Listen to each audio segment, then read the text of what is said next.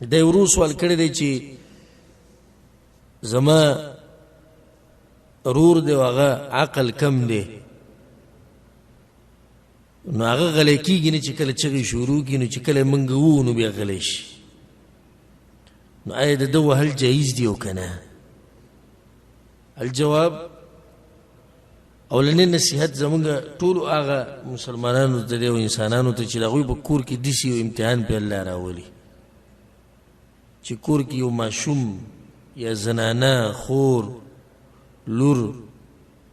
یا د مشرانو کې چې کله مشرانو عمر زیات شي دوی هم لږ ذهني کمزوری شي دا د الله طرف نه امتحان دی او په دې به صبر کړي په دې به صبر کړي او صبر به وکړي نو د دې خلکو معذور خلکو وهل دا نه دي پکار چې معذور یې نه پوهېږي زه یم که انشاءالله زما د امید دی که دوی سره په مینه محبت باندې ټولو کار شروع کړو نو ابه به پوه شي چې دوی ماته څه ویل غواړي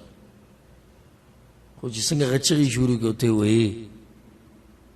او تا ته یو روټین جوړ کړی دی نو هغه ورسره عادت شو که نه هغه ته هم پته ده چې زه چغې وامه نو دوی به ما ووایي چې زه یې ووالم نو ماته وایي دوی غوسه شوي دي مګر چېرته یې داسې عادت کړي چې په مینه محبت باندې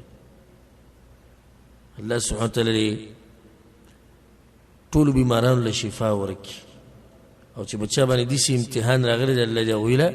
اجر ورکړي دلته یو فایده ته ذکر کړمه په دې لیونو پورې په دې بیمارانو پورې خنده ګورې نه دی جایز د یو فایده مې مخې ته راله ذهن اکثر دا خلک په روډ باندې څوک داسې رواني چې هغه بیماري عقلي کمزور یم دوی پورې خاندي علماء وی علماء وی ته چې په لیوني پورې خاندي دا بلکل دقه شان ده چې ته په یو روغ سړي پورې خاندي خو د جسم یو اندام یې ناشنا جوړ شوی دی لکه اوس یو سړی دی رنګ یې تک تور دی ته پورې خاندي چې دا تور دی نو ټول خلک په تا پسې راپاسې وي ګوره د الله په مخلوق پورې مه خانده داسې وایي که نه وایي او په دې لیوني پورې خانده څوک تا ته څه نه وایي نو دا لیونی خو هم الله لیونی کړی یې که نه په ده پورې به هم خندا نه کړي او دې ټیم کې به د صبر نه کار اخلي الله سبحانه وتعالی په موږ ټولو باندې رحم وکړي ضرور د حیله اسقاط تپوس کې دې باره کې خو ما ډېر تفصیل کړی مخکې په څو درسونو کې هغه مسلې له تفصیلا بیا نشي تللی خو دومره لنډه ده چې قرآن او حدیث په رڼا کې حیله اسقاط دا یو ناروا بدعت دی او دشمني دی د قرآن او د حدیث سره او بله دا چې د منځونو کفارې نشتي چې ته به د منځونو دپاره کفاره ورکړي په دې باندې نو